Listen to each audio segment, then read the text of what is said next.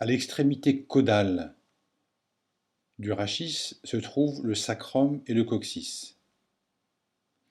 Ceux-ci sont constitués de vertèbres soudées entre elles, formant ainsi la partie fixe du rachis. Globalement, l'ensemble sacrum-coccyx, ici vu de face, a une forme de pyramide avec une base supérieure et un sommet inférieur. Il existe en moyenne 5 vertèbres sacrées soudées et il existe 4 à 6 vertèbres coccygiennes soudées formant le coccyx. Comme il s'agit de vertèbres soudées, on retrouve à l'âge adulte des vestiges de vertèbres rachidiennes. Si on s'attarde sur la vertèbre S1, elle s'articule avec la vertèbre L5 par un disque intervertébral, mais elle est complètement soudée à la vertèbre S2. La face supérieure de l'apophyse transverse de S1 constitue ce qu'on appelle l'aile sacrale, dans lequel se trouve une gouttière osseuse pour le cinquième nerf lombaire.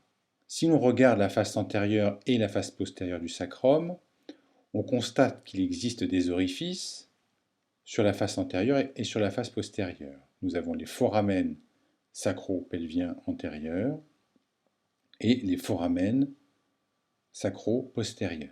Pour comprendre leur formation, il faut repartir du schéma classique de la vue latérale du rachis et s'imaginer que ces vertèbres vont se souder les unes aux autres pour former le sacrum.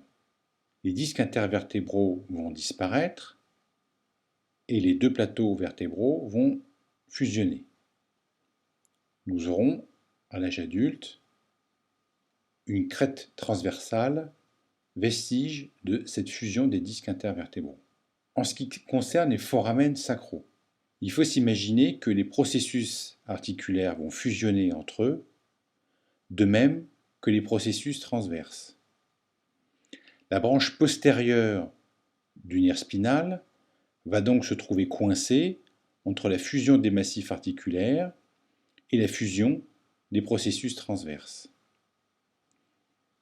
La branche postérieure du nerf sacré va donc passer dans un orifice situé entre ces deux fusions. Cet orifice est le foramen sacré postérieur. La branche antérieure, elle, va sortir par le foramen sacral antérieur ou pelvien. En regardant maintenant la face postérieure du sacrum, on va pouvoir voir un certain nombre de crêtes correspondant aux vestiges des processus s'insérant sur un arc neural vertébral. On retrouve bien évidemment une crête sacrale médiane qui résulte de la fusion des apophyses épineuses. On retrouve une gouttière sacrale résultant de la fusion des lames vertébrales. Puis latéralement une crête sacrale intermédiaire résultant de la fusion des processus articulaires. Enfin, plus latéralement, une crête sacrale latérale correspondant à la fusion des processus transverses. Entre les deux se trouvent, comme nous l'avons dit, les foramen sacro-dorsaux.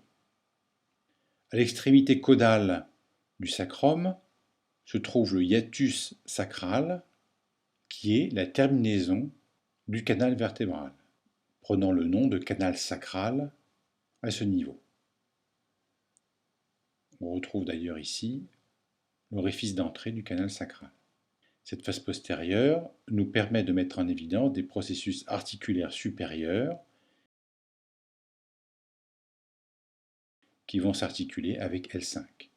Plus latéralement encore, nous voyons une surface auriculaire qui sera décrite plus tard et qui correspond à l'articulation avec l'os iliaque. Enfin, à l'extrémité de la colonne vertébrale se trouve le coccyx, résultant de la fusion de 4 à 6 vertèbres. Celles-ci sont complètement atrophiées, si bien qu'il n'est plus possible de retrouver les structures vertébrales classique. Globalement, le sacrum présente une double concavité, sagittale et transversale. Il existe 4 foramen sacro-pelviens qui vont laisser passer les volumineuses branches antérieures sacrées, constituant le plexus sacré que nous décrirons plus tard, et qui vont aboutir au nerf sciatique. L'orientation des différents foramen sacrés se fait de manière convergente vers un point latéral.